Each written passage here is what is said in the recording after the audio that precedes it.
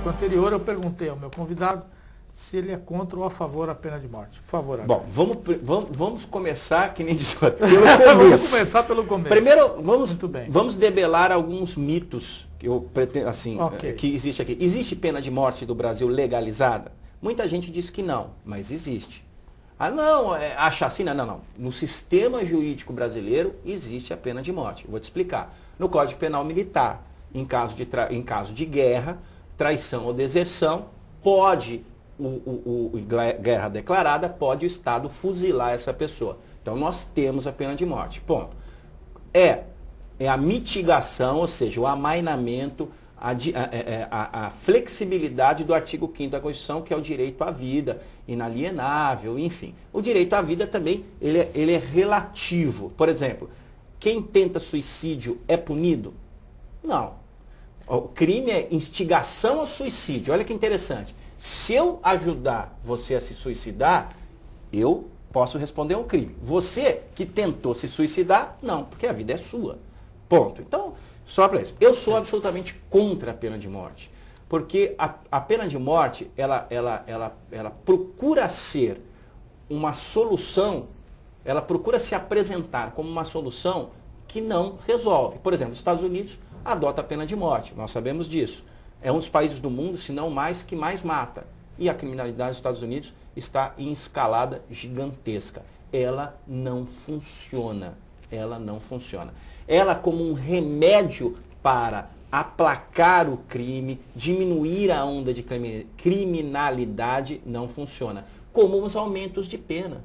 Está aí a senhora que me assiste. A senhora fez parte e assinou o abaixo-assinado da Glória Pérez, quando mataram a filha dela, Daniela Pérez, para aumentar para os homicídios qualificados passarem a ser equiparados como crime hediondo. Ou seja, aumentaram as penas nos homicídios, no homicídio. Diminui o homicídio? Não. Aumentar a pena também não diminui. Você tem a mesma idade que eu, Wagner. Nós vimos os sequestros nascer no país. Lá com o diretor do Bradesco, depois uma onda de sequestro enorme. O sequestro, a pena do sequestro foi elevada lá às alturas. Nós diminuímos o sequestro do Brasil? Não. Virou uma indústria o sequestro. A solução para a questão da violência é, primeiro, estrutural.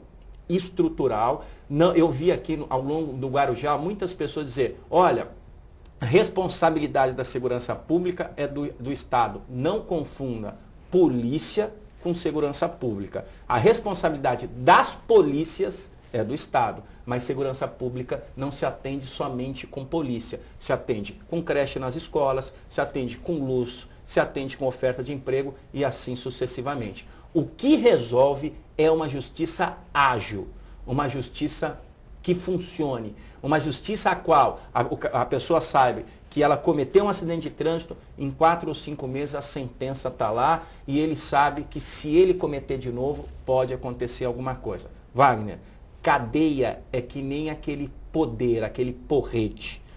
O Estado pega o porrete da mão e fala assim, ó, se você cometer algo errado, eu te dou uma porrada, eu te dou uma pancada. O problema é o seguinte, quando você dá essa pancada e não doeu muito, ele se recuperou, você se acostumou com a pancada. O que eu quero dizer para você é o seguinte, a cadeia tem que ser algo organizado, em que a pessoa saiba que se ela cometeu, ela vai ficar presa por um determinado período e ela volta. E se ela cometer de novo, ela vai ficar presa por um longo período. O que se vê hoje em dia é uma desorganização do sistema carcerário, o que se vê hoje em dia é uma lentidão do Poder Judiciário, o que se vê hoje em dia é uma falta de atitude, de eficiência da polícia brasileira. Aranha, você defendeu muito bem que você é contra a pena de morte, até argumentos bastante contundentes. Mas no início do programa você me disse o seguinte, que se você pegasse um marginal maltratando uma pessoa da sua família, você o mataria. Tá, mas você acabou de dizer que é contra a pena de morte, mas você condenou à morte aquela pessoa que estava maltratando alguém da sua família. Wagner, isso não é uma contradição. Eu quero responder para você aqui. Então vamos lá. Eu quero te responder. Uma coisa, veja, o que nós somos? Nós somos frutos de gerações que lá atrás viviam na caverna. E o direito criminal vê isso. Por isso que tem a legítima defesa. Tá. Ou seja, na defesa dos meus entes, eu deixo de ser o Sidney Aranha advogado, deixo de ser o homem racional, e vou ter os mesmos instintos que aquele meu ancestral tinha.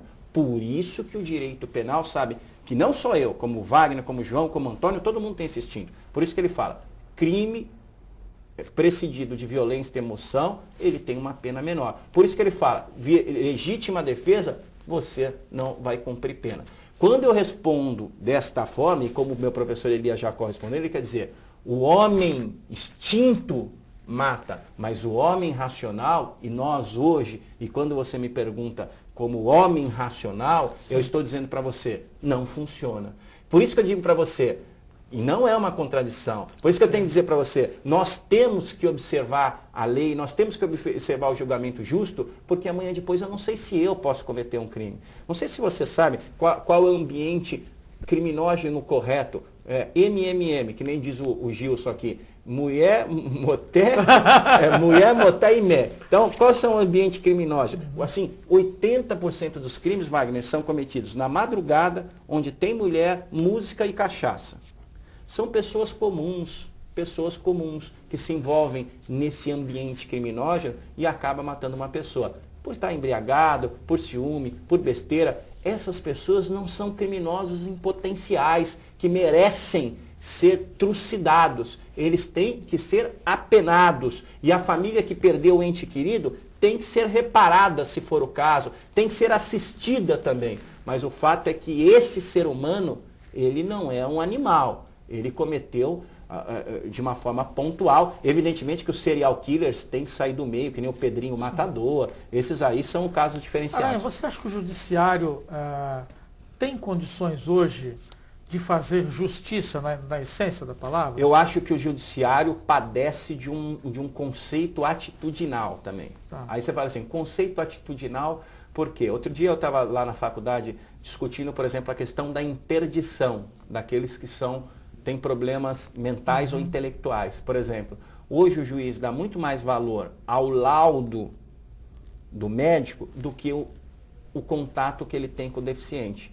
E outro dia eu vi um dado espantoso, essas sentenças levam a quase 99% das ações de interdição interditar totalmente aquela pessoa que supostamente é doente mental. Interditar totalmente significa dizer que por resto da vida a pessoa não pode casar, votar. E nós sabemos hoje que, por exemplo, o síndrome de Down é um tipo de deficiência que ele tem um certo ponto de comprometimento. Por exemplo, a pessoa com síndrome de Down pode votar, por que não? Ela entende o mundo, entendeu? Então, se o juiz parasse um pouco e conversasse com aquele deficiente, ele certamente teria uma outra atitude. E quando eu digo isso, eu digo, o juiz, ele não tem compromisso com o advogado, ele não tem um compromisso com o desembargador, ele tem compromisso com aquele que consome o produto dele, que é o jurisdicionado, que é o povo como um todo. Por exemplo, uma atitude a não ser seguida pela magistratura, eu falo isso aqui porque eu estou